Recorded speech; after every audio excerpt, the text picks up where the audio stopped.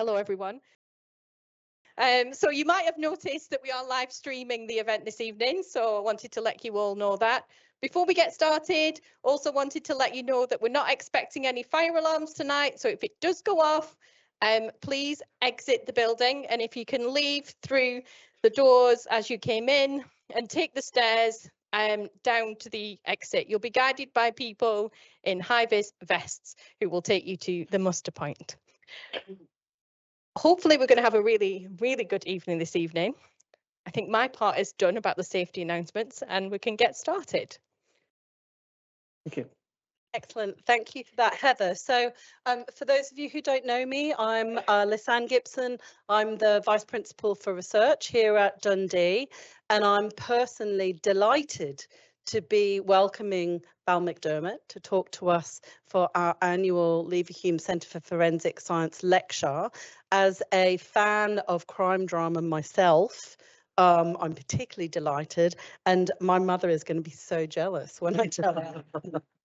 So the Leverhulme Centre, as many of you will know, is funded by the Leverhulme Trust, and it's got an international reputation for its groundbreaking research in forensic science and its pioneering relationships with the legal and judicial communities. The centre brings scientists, lawyers and the public together to discuss the needs of both communities for robust science to be used in the courts. And if any of you, I'm sure most of you, have seen the crime drama Traces, with which Val had something to do, you'll see many of the things that the Leverhulme Centre for Forensic Science does and aims to do in that television version of it. Val McDermott is one of the most accomplished and respected novelists in the UK today and has sold over 19 million books across the globe. She's written 5 series. Cold Case Detective, Karen Pirie, was introduced to us in The Distant Echo, and the 8th book in the series will be published in 2025. With Karen now starring in a major ITV series.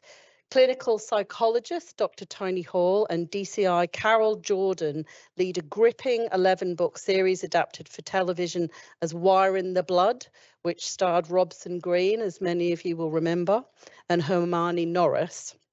Most recently, Val has launched a new series featuring young journalist Ali Burns, whose life and experiences we witnessed at 10-year intervals, debuting in 1979. Val has also won many awards internationally, including the CWA Gold Dagger for Best Crime Novel of the Year, the CWA Cartier Diamond Dagger, excellent, the Grand Prix des Romans d'Adventure, the Lambda Literary Foundation Pioneer Award, the Stonewall Writer of the Year, and the LA Times Book of the Year Award. She's recipient of 7 honorary doctorates, is a fellow of both the Royal Society of Literature and the Royal Society of Edinburgh, an honorary fellow of St Hilda's College, Oxford, and Professor of Scottish Studies and Crime Fiction at the University of Otago in New Zealand. She's patron of the Scottish Book Trust and founding sponsor of McDermott Ladies Football Team. Awesome. That's my lassies. As well as being an experienced broadcaster with regular and hugely popular appearances on TV and radio, Val was born in Kirkcaldy, a coastal... Kirkcaldy.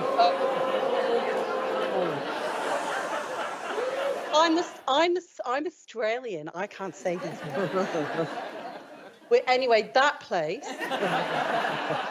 which is the coastal town in the heart of the of a Scottish mining community. She graduated in English from St Hilda's College, Oxford, the first student from a Scottish state school to do so, before going on to an award-winning journalist career for 16 years.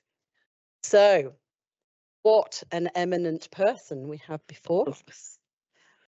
So there's going to be time for some questions at the end, which Niamh is going to chair. and a bit of a talk between Niamh and Val at the end. And then there's a book signing downstairs and a reception downstairs in the foyer. And I really hope that you can join us there. So please welcome Val McDermott.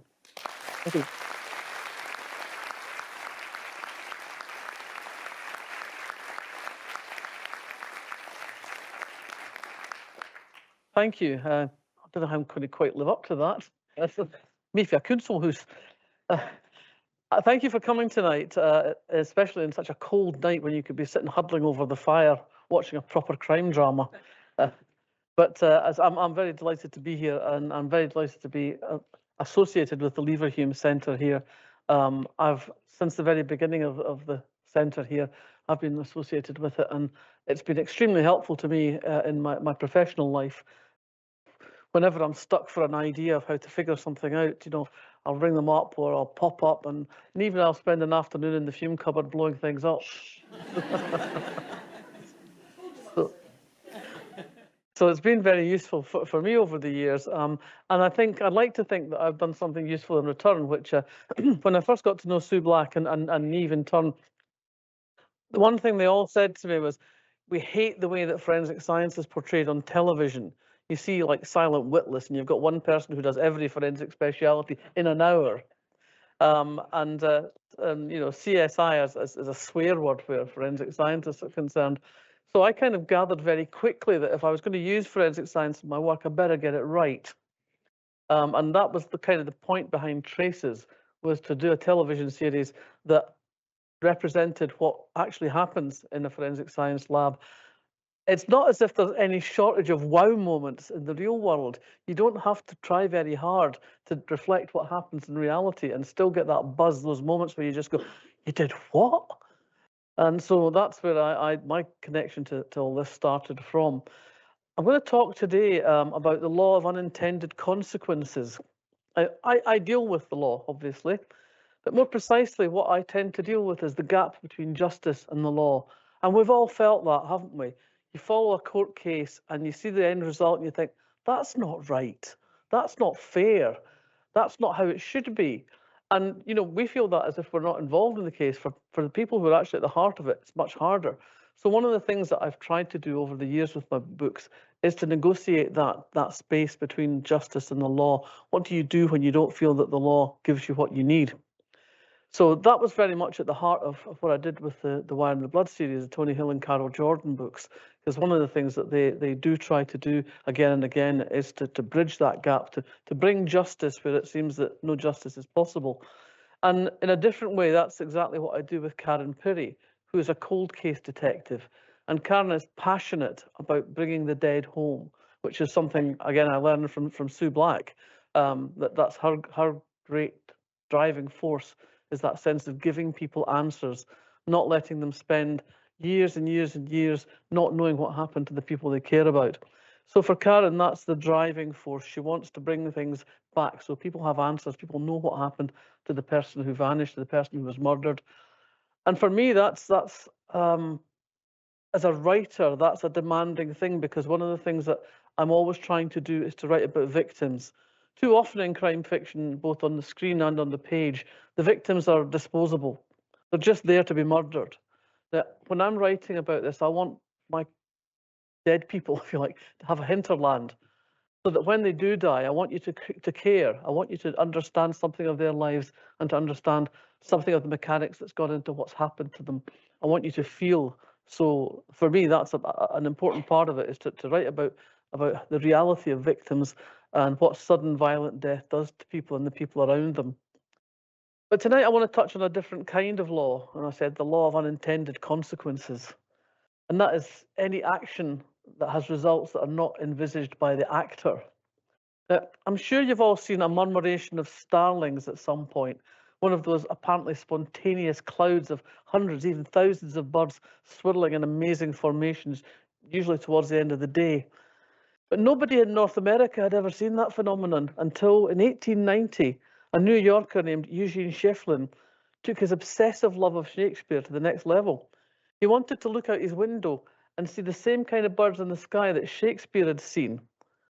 Inspired by a mention of starlings in Henry VI, he released 100 of these non-native birds in Central Park over a period of 2 years, with the support of the American Acclimatization Society. Picture him watching the wee starlings flutter off into the park, hoping they'd survive. They didn't just survive, they thrived and bred like weeds. They multiplied exponentially, spreading across America at an astonishing rate.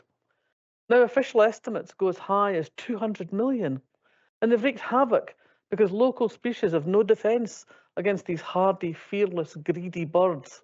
They destroy crops, they starve out native birds, they poo on your bright, shiny car, and they even cause fatal plane crashes, not to mention spreading diseases like E. coli and Salmonella.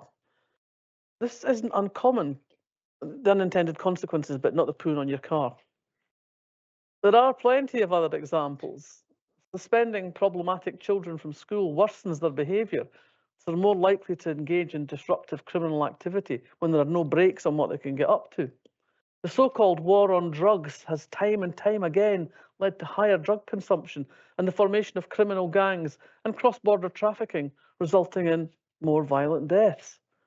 And we've all heard recently, raising employers' national insurance contributions is causing some companies to trim back their workforce. Even scientists admit that their great strides forward haven't always delivered in the way they intended. The man who revolutionised medicine with his 1928 discovery of penicillin, Scottish physician and microbiologist Alexander Fleming, actually foresaw the doom of his great achievement. In 1945, as the antibiotic was starting to be prescribed widely as it was entering commercial use, he warned that the public will demand the new miracle drug, and thus would begin an era of abuses. In an interview in the same year, not long after he shared the Nobel Prize in Physiology of Medicine, he made the stakes clear. The thoughtless person playing with penicillin treatment is morally responsible for the death of the man who succumbs to infection with the penicillin-resistant organism. Now it's reached a point where we have World Antimicrobial Resistance Week. It's not always doom and gloom, though. The Leaning Tower of Pisa wasn't meant to lean, but it's become a huge tourist attraction and brought lots of money and tourism to the city. So what's that got to do with forensic science and crime fiction? I want to travel back in time to September 1987. Two very important events took place that month. My first novel, Report for Murder, was published. And at the University of Leicester, the work of a geneticist called Alec Jeffreys had led police to arrest a man for 2 murders, thanks to a new scientific technique called DNA profiling. Obviously, that probably had a bigger impact than my debut.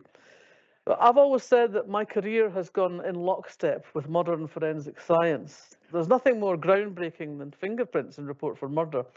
But even fingerprints are not safe from the law of unintended consequences. We all think we know about fingerprints, right?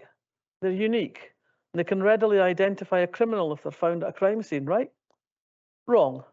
That's what Paul Simon called the myth of fingerprints. In February 1997, Scottish police detective Shirley McKee was accused of having left a thumbprint on the bathroom door jamb of a murder scene. She insisted she had not been in the victim's house, but fingerprint officers were adamant that it was her print, and she was lying. Her house was searched, she was strip searched and suspended, then sacked and charged with perjury after testifying at a murder trial that she had not been in the house where her thumbprint was supposedly found. The fingerprint experts refused to back down, but she was acquitted after the defence brought in 2 American experts who endorsed her position. The media controversy was fueled by legal actions. Check it out, I don't want to keep you here all night. But it was not only about its effect on Shirley McKee and the end of her career, but also about the accuracy of the Scottish Criminal Record Office's fingerprint analysts. On the morning of a civil trial, the Scottish executive offered McKee a settlement of £750,000 without admitting liability. She accepted the offer. A subsequent inquiry in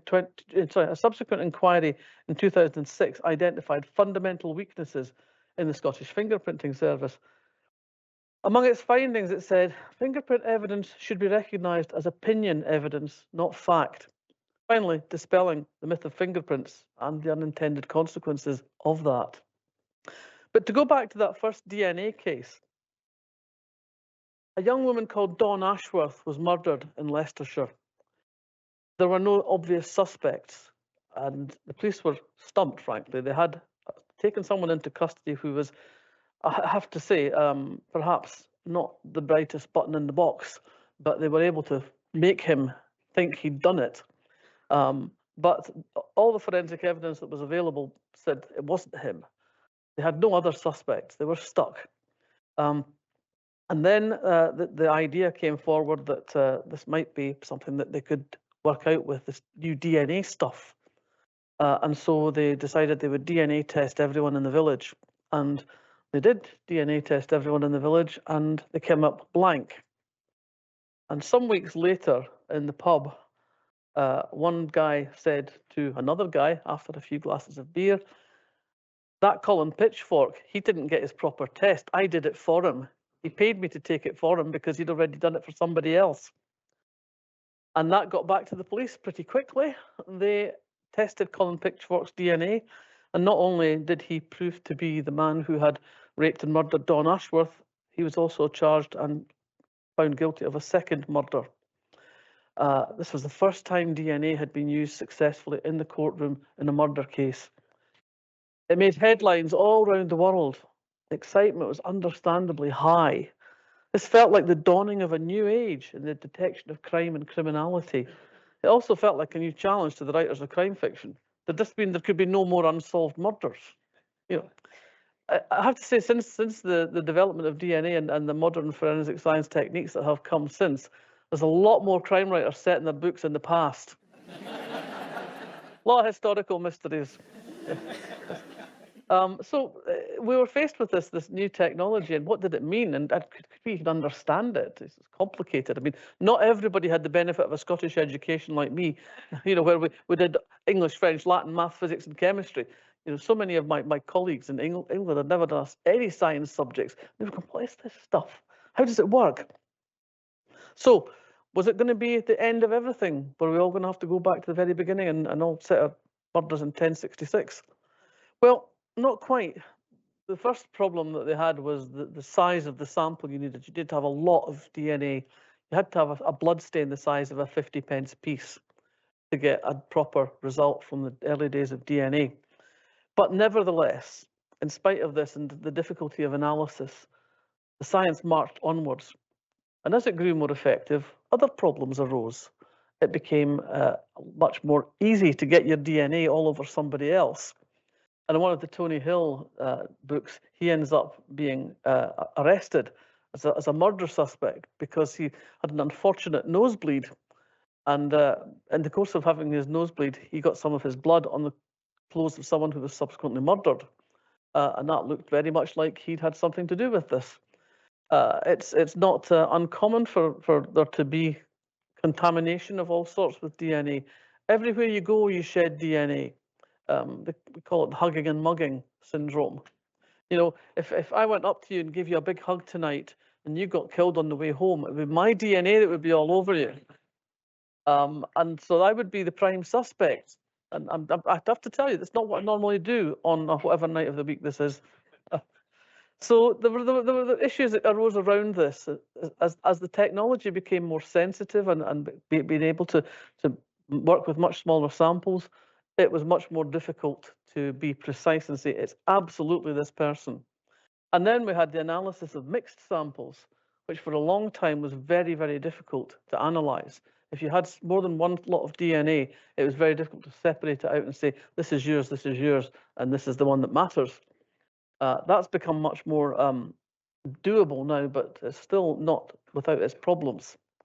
And indeed, one of the things that the Leverhulme Centre does here is it produces primers for the courtroom so that they can explain to jurors what it means when there's a sample of DNA in the evidence, so that the layperson can get their head around the complications of the science without being blinded by the expert witnesses, who sometimes can be difficult to understand on the stand when they decide that they're going to blind you with science and prove their point. Because sometimes, obviously no one who works here would do this, but sometimes they're more concerned with their own ego than they are with the cause of justice. So these primers have become very useful in courtroom situations when people have to understand complicated situations. For example, statistics. We all think we kind of understand statistics, but we don't really.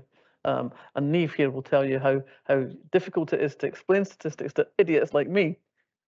And that's one of the reasons you possibly remember a few years ago, the cases of sudden infant death syndrome cases where an expert witness was saying it couldn't possibly be the case. Statistically, the chances of the same person having 3 children to die of sudden infant death syndrome are infinitesimal. And in fact, there's a complete misunderstanding of how the statistics work. Meanwhile, somebody was languishing in prison, having a truly terrible time as a result of that. So it's important that we get these things right, because sometimes the law of unexpected consequences is not good for anybody. But there have been unexpected benefits on occasion. As we became more adept at analysis of DNA, researchers realized it was possible to detect familial relationships because of common patterns. And forensic scientists took this one step further. Crime scene DNA was only useful if there was a suspect to compare it with.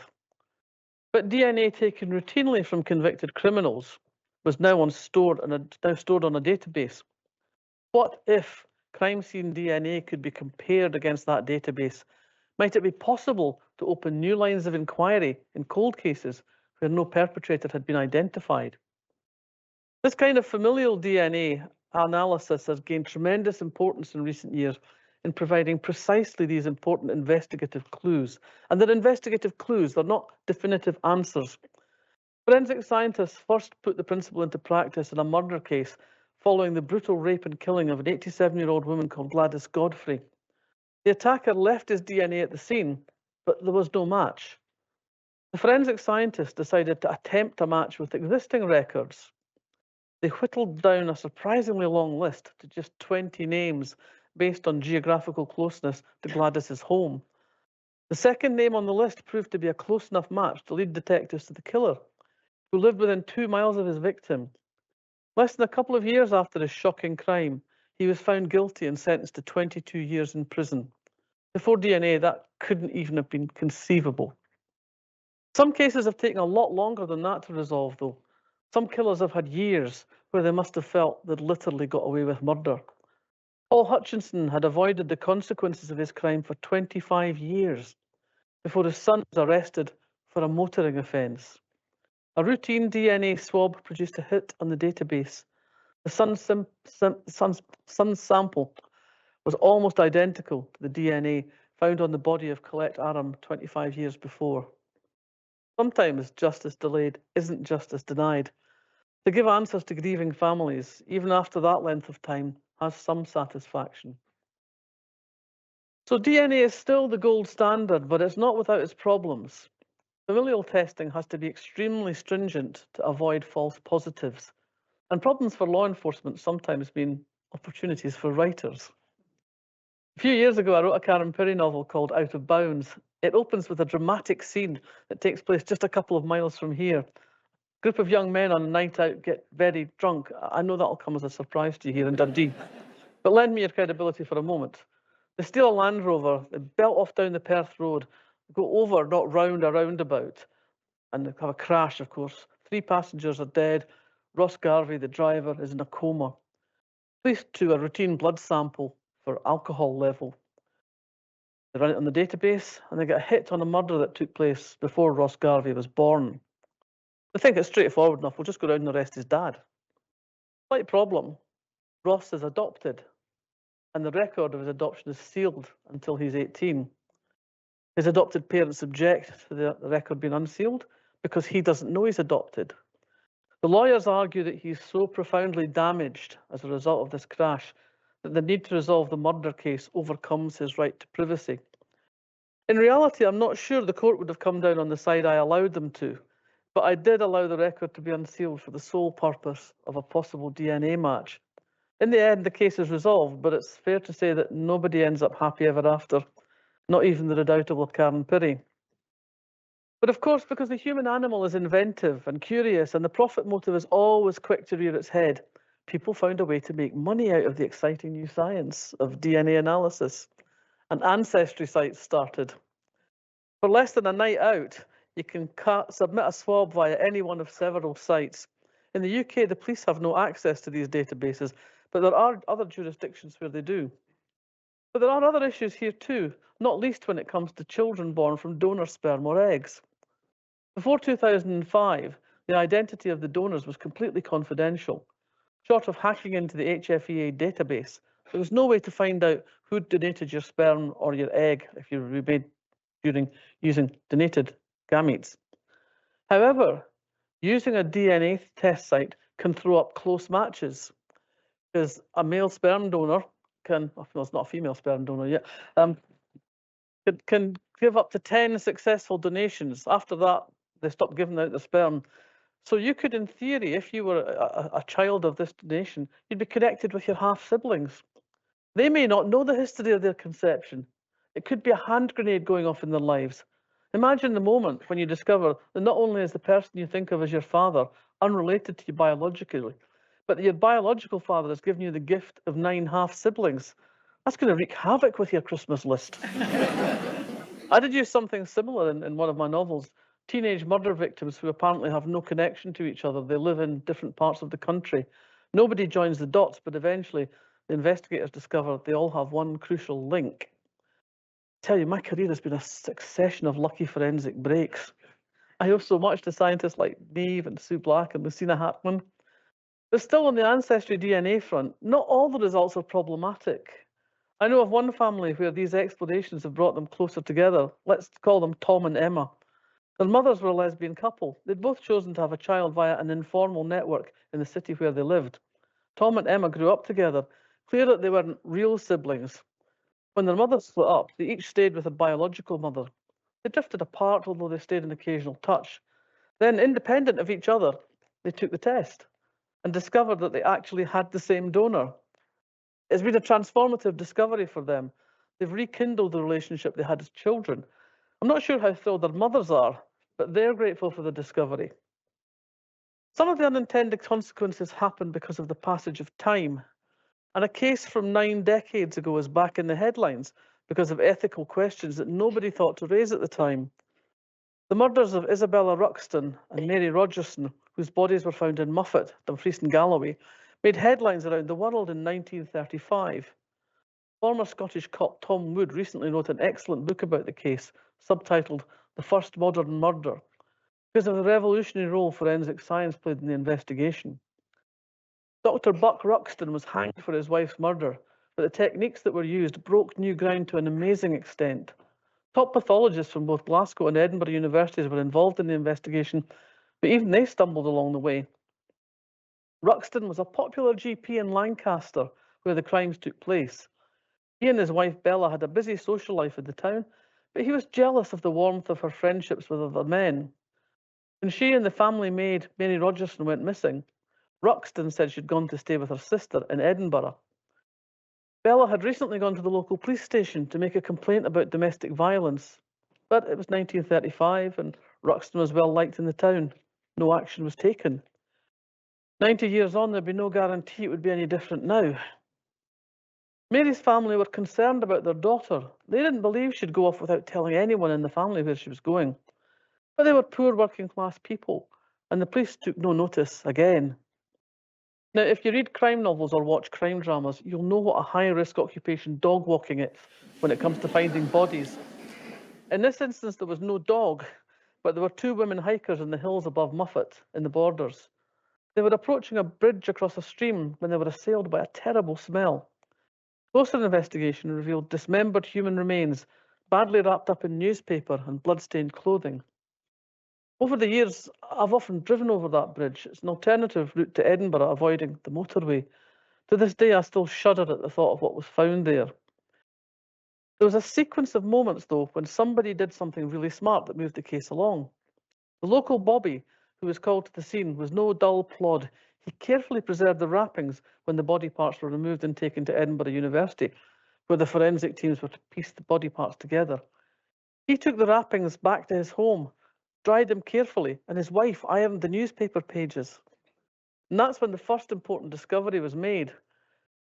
Some of you may remember the days when newspapers had a stop press section at the bottom of the front page or the back page was a very late piece of news had come in and would get a little paragraph, stop press, where they'd literally stop the presses, set the paragraph and put it in the paper. In this particular instance, there was a stop press about a football match, but it was only in the Lancaster edition on that particular date. Right away, there was a connection to that distinctive area, that distinctive town, and connection to women who had been reported missing. Incidentally, and I've always thought this would make a great TV moment, expert pathologists were looking at the body parts and trying to assemble the bodies, and they announced quite early on in the process that they had the bodies of a man and a woman. Now, Bella did have a heavy jaw, it's true, but a lab assistant burst into their meeting with the immortal line, "There's 3 breasts!" Which led to a certain amount of backpedaling. God, wouldn't you have liked to have been a fly on the wall that day? But there was a problem of identification. The bodies were badly decomposed, but Bella's skull was quite distinctive. As I said, she had a heavy jaw, and they had a beautiful studio portrait of her at a posh dance. And they superimposed an X-ray of the skull onto this photograph, and it was a perfect match. This had never been done before in a court case, in a detective case. I mean, it wasn't that long that we'd had X-rays in regular use, but there was no question about this. She had a very distinctive jawline, she had very distinctive teeth, and it was quite clearly Bella. They also used a new fingerprint technique to lift Mary's fingerprints, stripping the skin back and treating it like putting it like a glove. So they were able to take the fingerprints. But in the event, Buck Ruxton wasn't charged with Mary's murder. It's hard to resist the conclusion that she wasn't important. She was just a working class lassie, the farmer's daughter. And they already had enough to hang him, so why bother? There was also another element that was a groundbreaking in this case, which is forensic entomology. There's a process when a body is exposed to the elements, a sequence of insects, a sequence of flies that come one after the other, and it's a regular sequence. You can time the length of time they've been out in the open to the flies that are there, the eggs that are there, the maggots that are there. And this was the first time they'd actually used this to track back, and they could work out the time of the date of the death to the weekend when the woman had gone missing. In the end, I say it wasn't enough. They had enough to hang him, so it didn't come into the courtroom, probably because the lawyers thought it would be too difficult to explain to these simple country folk.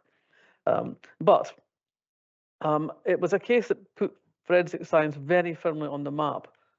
So why is it in the headlines again now? And why does it come under the heading of unintended consequences? Well, Edinburgh University has now discovered that the skulls and other bones were never handed back to the families to be buried. In the decades that followed, the women's bones were held in Edinburgh University's huge anatomical collection, stored in boxes in a vault alongside other evidence from the case. They're still in its archive. The assumption is that they were retained for medical research. The remains were only uncovered after an inquiry from an academic in the Netherlands who has research interests in the history of forensic medicine. Now the university is hoping to trace the women's relatives to ask if they would like the remains to be returned.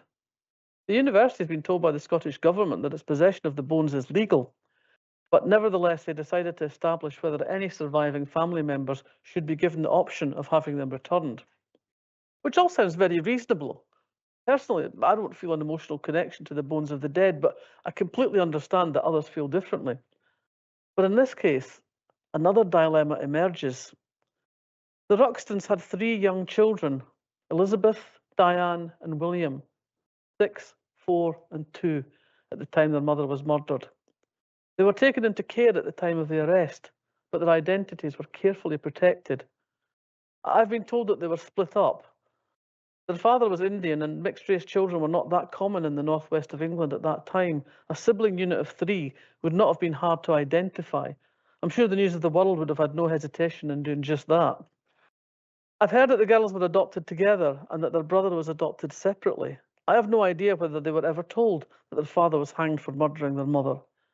Even if they're no longer alive, there's every chance that they had children and grandchildren. Bella's sister, Jeannie Nelson, was living in Edinburgh at the time of the murder. What of her descendants? Should they be traced and told they're related to a murder victim they never knew? And what of Mary Rogerson? She had siblings in the Morecambe area. They may or may not be aware of what happened to Mary and how little respect was paid to her in the immediate aftermath of her death. Meanwhile, the university has decided to issue a public appeal via the BBC instead of tracing and approaching the families privately. Nobody believes the university had any motive other than the putative advancement of science. But I think it's a salutary reminder to us all that we can't be servants of two masters, that as we advance the science, we have to try and think of what the possible consequences can be beyond the tunnel vision of what we're actually looking at, beyond what we can see, the immediate possibilities of that are. So I'm just going to leave that thought with you. And Niamh's now going to ask me some questions, I believe, before you get the chance to ask some questions in your own turn.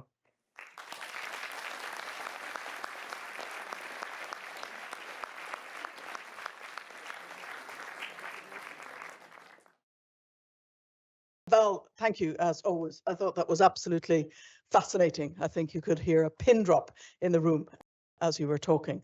And I thought just the way in which you articulated some of the cases in particular that, of course, we know as the forensic science side have demonstrated just firstly the power of science and how good quality, well grounded and robust science really serves the criminal justice system very well, but equally how it can come about that mistakes can be made, if we want to call them mistakes.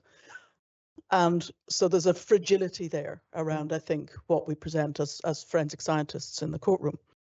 And I was very taken by some of the examples that you gave, and so it got my mind thinking. And I think one of the questions that I thought we'd kick off with, and then I will turn it over to you, so start thinking of your questions, ladies and gentlemen, please. One of the questions I thought was, as a writer, and when you've seen in the past the introduction of things like DNA back in the 1980s, and you then see its progression as time goes by. As a writer, are you waiting to see the unintended consequence so you can plop it into a book? I wouldn't say I was waiting, but when I hear about a new advancement, a new technique, or new something, my mind immediately goes to yeah, but. So I want to figure out, because there's always a way around things. And for me, as a writer, the interesting thing is to find the way around thing and then put it into a book and then have somebody find the answer to the way around the thing. So I find it quite helpful to spend time with people like yourself and say, yeah, but, and wait for the answer, which sometimes is uncomfortable, as uncomfortable for you as it is for me. Sometimes there is no yeah, but, especially if I'm being told off for suggesting something ridiculous. Or, I mean, the classic case, I'm sure I've told this story before, but I remember Sue Black telling me once about there's apparently a very, very small bone, tiny bone in your ear. It's so small that anatomists didn't used to count it at first. And unlike the rest of the cells in your body that renew themselves over a period of time, this particular bone stays the same from the womb to the tomb. And if you analyze this bone, it will tell you where your mother was living when she was pregnant with you. I mean, isn't that a wow moment? I mean, you just think, wow, you couldn't make that up. And so I just dropped that into the next book. And Sue rang me up and said, you might have waited till I'd published the paper. How was I to know? Yes, been there, frankly. Yes. So, and I mean, what you have as in the fantastic writing that you do, is a truly great power of observation.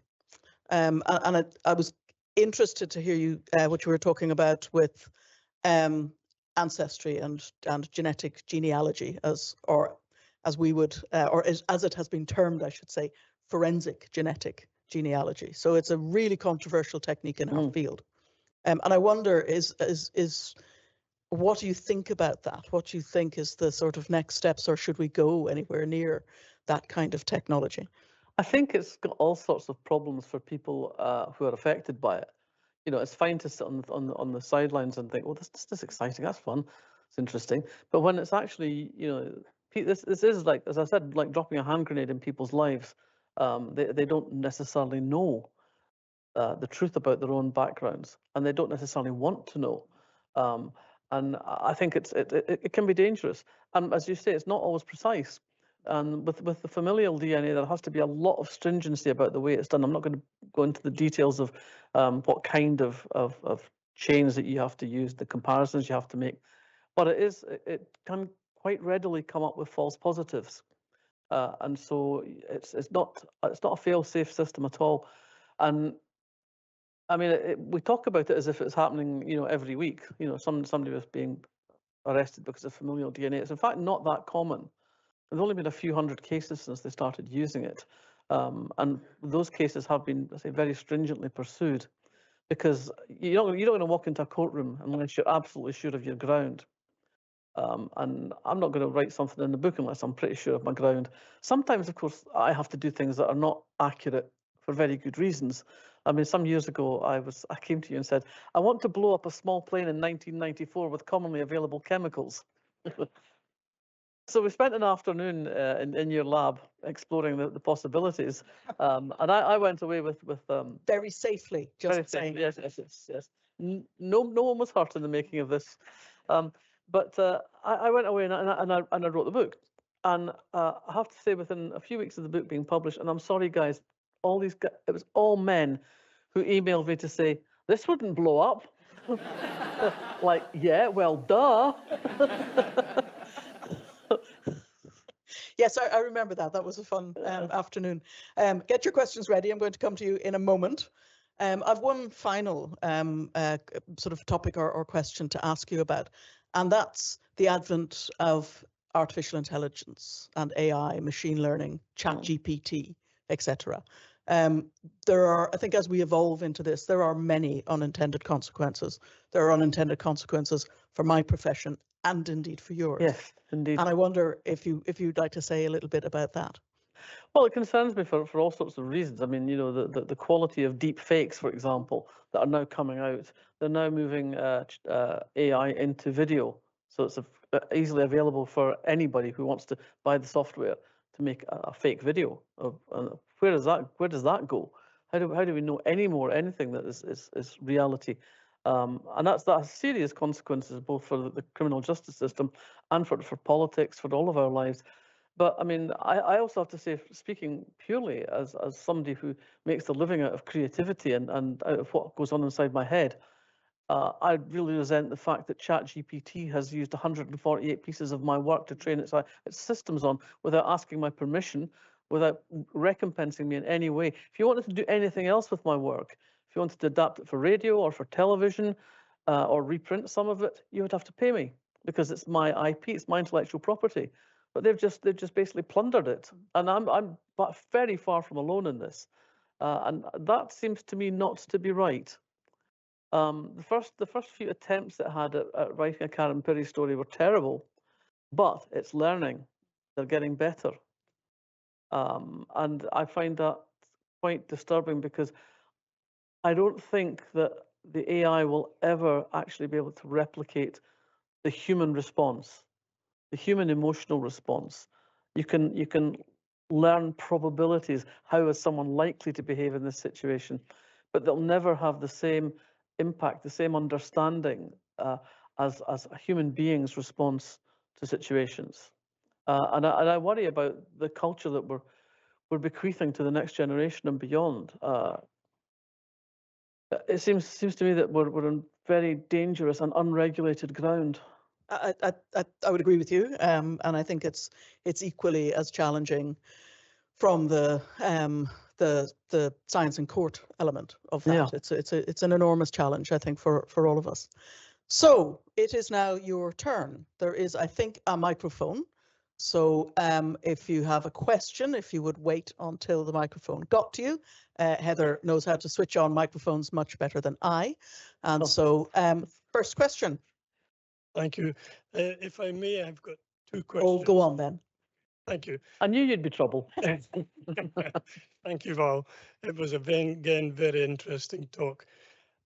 My first question is really on your talk. As someone who's not involved in crime, either in pursuing criminals or pursuing crime, I was a bit disconcerted about the fact that you said that fingerprint evidence is now regarded as opinion evidence as opposed to factual evidence. I'm wondering, does that mean that we've opened up the door for a whole load of cases to be reviewed? That has indeed happened. It already happened. As, I mean, it was always the case that fingerprint was opinion, but it was presented as this is a fact. This is a fingerprint. There's no arguing with it. But it's always been, it has always been the case that it was an opinion. Points of similarity. It's never been the full fingerprint is this person's fingerprint. And for a long time, it was presented as being infallible. And a lot of people, I think, probably went to jail on the basis of that. Yeah, sure. So now it has become much more stringent, and hopefully it will lead to fewer miscarriages of justice. Thank you. My second question is more on you as a writer. We all know that you're a prolific writer. You've written, numerous books. I couldn't tell you how many. I'm sure you could. But but I often wonder, as a writer, when you are writing so many books, has there ever been a time when, as you were writing another book, you suddenly realized that unwittingly you were following the same storyline as a previous book? No, I don't think that's ever happened, but if it has, I'm sure someone will tell me. I can assure you, of all of your books I've read, I've never noticed it, but I did wonder if it ever happened. I think, I mean, I kind of think when I'm working on a book, that's, when it's done, it's done. It's kind of gone. And I've moved on to the next thing. I apologise for the fact that there hasn't been a novel this year, but I did have major surgery this summer, so I'm off the hook. There's a novella, there's Queen Macbeth to keep you going. Thank you. Anybody else? Yes, one over here. And then we'll get lady up the back there. Don't worry, you'll get your go. Thanks for a wonderful talk, man. I'm going to combine technology and the design of technology and forensic science. Every time I go to the United States and go through immigration, they want to take your fingerprint. But the machines don't cope with fingers that don't work like other people's fingers. Yeah. So the number of times I've entered different countries and they have taken the easy route and said, no, we won't take your left hand. I could get away with murder.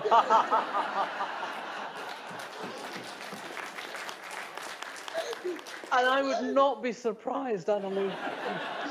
And I wanted to looking at plots and storylines. But the other thing about the fingerprints, when you go into America, that it's not joined up. They don't compare it to the fingerprint that you came into the country with the last time you came into the country. Yeah. It's just we're taking it now. It doesn't, it doesn't matter how many times you go into the US, it's not compared to anything that you've given them before. So I don't know what the point of it is. Yeah. And I just wondered in your storylines of plots, the diversity of human nature, but also the physical diversity of people, whether that has ever entered any plots or will do in the future. It hasn't yet, but it probably will now. You've pointed out to me more than once. I agree with you. We should look at these things more. I think of Colin Dexter's novel, The Silent World of Nicholas Quinn, which is a person who's murdered who's deaf, and his deafness is the turning point of the book. Sorry if that's a bit of a spoiler. So, lady up the Just put it back out of your there, minds. who had your hand up, and then we'll take some from online. Hi, thank you. So with your collaboration with the scientists like Niamh and Sue, did you ever think about changing careers and joining the scientists? God, no. It's much easier just to make things up when you're stuck. I've written a few non-fiction books now, and honestly, it's so much like hard work. You've got to check everything, and if you get it wrong, people don't hesitate to tell you. When I did the forensics book, I mean, everything was checked and double checked and triple checked, and that's not how I'm comfortable working. Yeah, I'm a bit slapdash. We're going to take, I think we have a question online. Where's Clara? There you go. Just wait for the mic and then we'll get the person who's over there. Yeah, gotcha. We have a question from Amy. She says, to what extent do you think crime fiction has helped or harmed juries and courts' understanding of forensic science? It's a good question. And it's you'd have to say it depends what books they've read and what television they've watched. If they've seen the stuff that's actually accurate and good, then it's helpful. If they've just watched Silent Witless, it probably isn't that helpful. Sorry, have I got into trouble again? No, but yeah, I mean, as I said earlier, CSI is completely ridiculous. It's absurd, and you guys get quite hot under the collar when people think that's how you do your job. You know, with high heels and hair piled high. Yeah, it's just the glamour that attracts us. So yeah, I think it's a mixed bag, and you've no way of knowing if the person in the jury box has watched the good stuff or the less good stuff. I mean, it was one of the reasons why when we talked those years ago about doing traces, and we had a long discussion about it, and we were very reluctant until we came to the bargain that you would make the forensic science one of the characters and truly portray it as it actually happens. And you know, it was a tremendous, I'd never done anything like that before, and it was a tremendous pleasure to work with the script writers and then with the actors. It was really, really interesting. Yeah. And I think my enduring memory of it was going on set down when they were filming in the laboratory, walking into the lab and going, no, this is not what a forensic science lab looks like. So there was quite a quick decluttering of all the stuff and nice open spaces, and we got there in the end. But it was the kind of. I mean, that was, you know, the principle behind doing the show was that it would have that authenticity, and that was why you guys were so closely involved with it. I mean, we could have just come and picked your brain and then gone away and done it, you know, and then left the country. But it was important to me that we did it right. Just wait for the microphone, if you don't mind.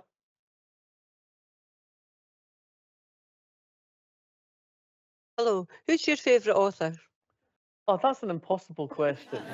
Seriously, you know, I mean, it depends what I've been reading this week, almost. You know, I mean, I go back and reread authors that I've read over many years, like Reginald Hill, Ruth Rendell. I've just been rereading some John le Carré because I was doing a radio program yesterday with his son Nick Harkaway.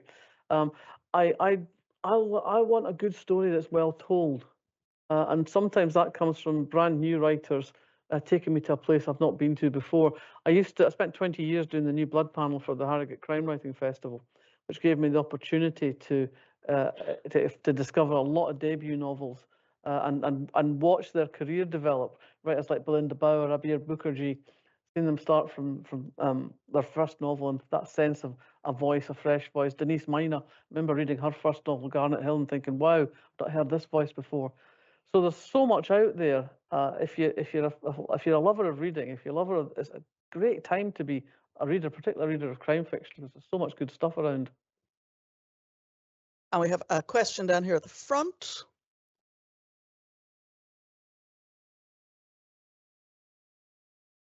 Throw mine out for the lovely doggy. First of all, I apologise for being late. We were caught up in traffic. No worries. But my question is, I've got most of your books on audio, and I don't think there's a lot of repeats or same storylines. But the question I would like to ask, it's bothered me for ages, Karen Pirie series. she's got a friend called Red. Is Red based on the amazing Professor Dame Sue Black? River, our friend River, yeah. Not directly based on her, no. There's a little tip of the hat, but I don't think River is very like Sue in terms of her personality. But the description of, you know, when she's rushing up to the train station, Yeah. it just looks like Sue Black. Yeah. As I say, on the surface, there may be some resemblances, but in terms of personality, I think Sue would be the first to say, that's not me. And when I read one of your books, I can't, forgive me, remember the name of it, and Professor Sonny O'Brien, a fire investigator from Dundee, and I went, oh, really? So yes, it does happen. There are these But characters you're that always appear. cheerful, Oh, but have we got even one? when you're being miserable. Have we got one last question? Have right at the back. Oh, super, super. You're getting your exercise in, Heather.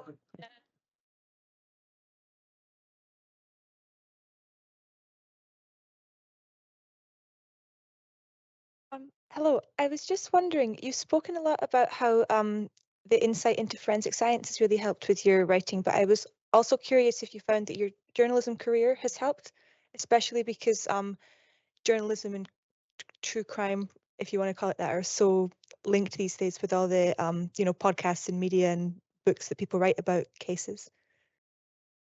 Yeah, I mean, I was a journalist. I was a straightforward news journalist, and that fed into the work that I do in the widest sense, not in a particularly narrow sense. I didn't really cover crime much specifically. I mean, what I got from it was the habit of treating writing as a job, and also acquiring a kind of great data set of characters and people I'd met. But I think what I'm trying to do with the Ali Burns series, which is going to be hopefully going to be 5 novels set at 10-year intervals in Ali's life, is to draw on my experiences of the world of words to write about different kinds of writing. It's a kind of it's a way of avoiding writing a memoir. Because a lot of people would have to die before I could write an honest memoir, I think, you know. Plus, I don't want to sit about staring at my own navel. It's much more fun to steal my anecdotes and other people's anecdotes and draw on that. So while Ali has sort of experiences of the same world in which I move, she's not exactly, you can't really map it onto me directly. I do have a problem with a lot of the sort of true crime podcasts, because why would we imagine that the people who are making these podcasts are any less biased than the investigators that are allegedly investigating? We all have our biases. We all bring our prejudices to whatever we think about a crime and investigation. I find it makes me uneasy. So that's why I don't write that. I don't write true crime really as such at all. Point taken, right.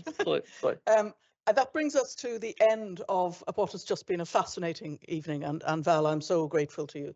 You're an incredibly busy lady, and I'm so grateful to you for giving us your time this evening. It's been a real pleasure. I'd like to invite you, before I invite you to thank Val in the usual way, we have a reception for you downstairs, so please come down and enjoy a glass of wine with us. It's been, or whatever, it's been wonderful to see so many people out on such a cold evening here, to come to the university to see such an inspirational speaker. Val is signing some books, I think, downstairs as well. I think, is that happening? Yes. So if you're lucky, get a book signed also. And so please, if you join me in thanking Val McDermott for a wonderful evening. Thank you.